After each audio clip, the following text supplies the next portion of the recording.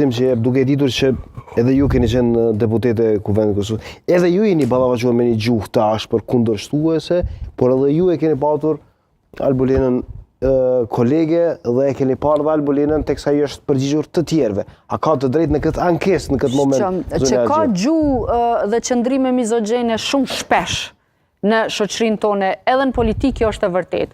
Por nëse dikush ty të thotë që nuk je person unifikues, je person përçarës, nuk ka të bëj fare as me gjinin, as me qëndrim mizogjen, as gjë tjetër, sepse kështu i kemi cilësuar. Ama zona Gjia, për te kësaj është atakuar shumë, sidomos periudhës fundit. Për cilat unë nuk jam dakord. Unë vetëm e pas intervistës që e bëra unë, aty kishte nisur një kanalizim aty. E unë atakona, për sa herë jam këtë studio me gjuhë të tillë nga militantë vetëvendosjes. Prandaj të thash shumë. Prandaj po tham, kjo është gjuhë e papranueshme.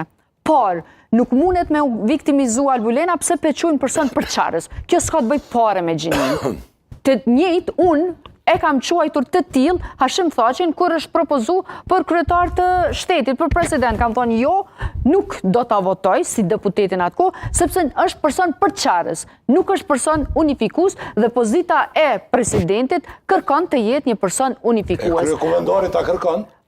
Kryekuvendarit e the para 5 minutave se mund tjetë ushtrues detyre i presidentit. Pra, pozita kryetarit Kuvendit nuk është thjesht kryesues i seancave. Është pozita numër 2. Ti po si mizogjene knepi janë gjëtë përçarëse pa kon përçarëse pse? O shkon e ashpër. Ka mbrojtjen e parimeve të vetëvendosjes. Është përçarëse.